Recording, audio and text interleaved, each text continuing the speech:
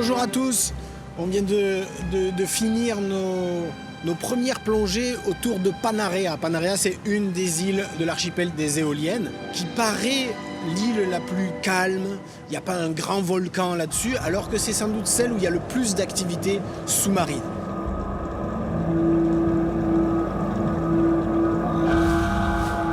On a plongé sur un site qui n'était pas profond du tout, entre 25 mètres et 8 mètres de profondeur. Et on pourrait se dire que tout le monde aurait pu le faire parce que c'est très accessible. Sauf que ces sites sont très récents. Ces sites de plongée n'existaient pas finalement il y a à peine 5 ans en arrière.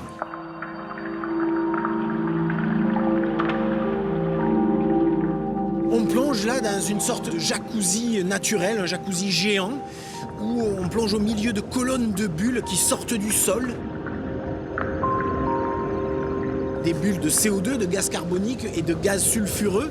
D'ailleurs, on le sent très bien parce que ça nous brûle le visage quand on s'approche trop près de ces émanations.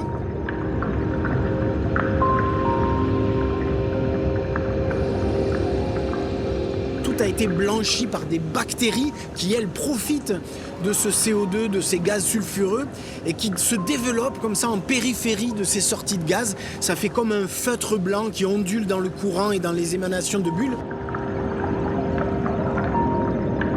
C'est vraiment intriguant. Mais moi, ce qui m'a le plus fasciné, c'est qu'il y a là, au milieu de cet écosystème, des vestiges de ce qu'il y avait juste avant, il y a à peine quelques années en arrière. En particulier des serpulidés, des vers qui fabriquent des petits tubes en calcaire et un très beau panache orangé souvent. Sauf que là, tout ça a péri, tout ça a succombé sous ces émanations. Et même, le plus étonnant, c'est que les tubes se dissolvent dans l'eau parce que l'eau est extrêmement acide autour de ces sources. Du coup, on a là l'occasion, en quelque sorte, d'étudier à petite échelle et dans un temps relativement court l'acidification des océans, eux, à grande échelle et sur des temps un peu plus longs. Il est clair, quand on voit ça, que si les océans du monde entier devenaient plus acides, et c'est la tendance actuelle, alors tous les animaux qui fabriquent des coquilles et tous les animaux qui fabriquent du calcaire auraient du mal à se développer, voire se mettraient en quelque sorte à fondre.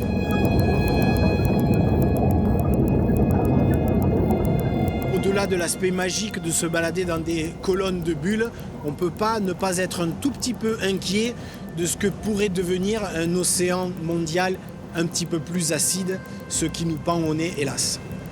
À bientôt, bye bye.